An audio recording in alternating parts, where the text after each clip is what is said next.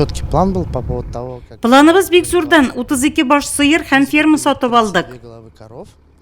Алифановлар гаиләсе 15 еллап мөгезле эре терлекне көпләп асрый. Юрий терлек караучы хатыны мал табибы булып эшләгән. Берничә ел элек шәхси ярдәмче хуҗалык буларак 12 баш сыйыр терлеге өчен дәүләттән бирелгән 200 мең сум акчага мини ферма төзегәннәр.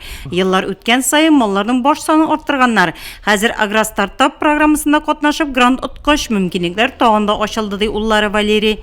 С помощью агростартапа можно... Агростартап программасы ярдәмендә авылны күтәрергә була. Бу ярдәмнән башка авыр. Хәзер безнең 25 баш яшь терлегебез бар. Акрын гына сыерлар сатып алдырга тотынабыз. Шулай ук фермага сөт суыту өчен суыткыч куйдык һәм сөт линияләре урнаштырдык.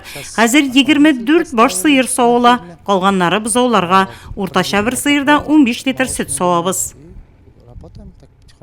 Гаилә әгъзаларының планы кооперативка берләшү. Шәхси ярдәмче хуҗалык алып барган 3 гаилә туганнары белән бергә эшләргә ниятли Алифановлар. Нәтиҗәле һәм җиңел булачак диләр. Легче работать получается.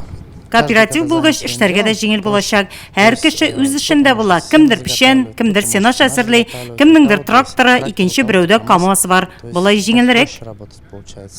Техника сатып алганнар үзләренең 10 гектар пай җирләре бар. Печән үстерү максатында тагын арендага 150 гектар җир алмакчылар. Планнары зурдан. Мы рассчитываем на 300. Без 300 баш мөгезле эре терлек асрарга ниятлибез. Шуның 100 башы савым сыйыры, калганнары ит юнәлешендә булачак. Хәзер иске ферманы төзекләндерергә ниятлиләр. Бу яңасын грант откач үткән ел төзеп бетергәннәр. Фермер 4 авылдашын эшли иткән.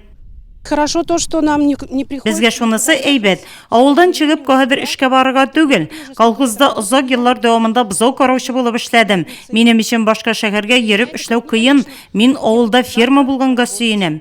Я очень рада, что Авылда эш урыны булу сала кешесе өчен бик җайлы инде ул. Җирлектә үзен-үзе эшли итүчеләр дә шактый. Бүген секендә безнең 12 кеше үз мәшгульлек белән шөгыльләнәләр. Аның кайсы строительствода, кайсы төзүче, кайсы электр буенча эшли, кемнәр ыек бәйләп саталар. Менә күп 12 кеше инде безнең.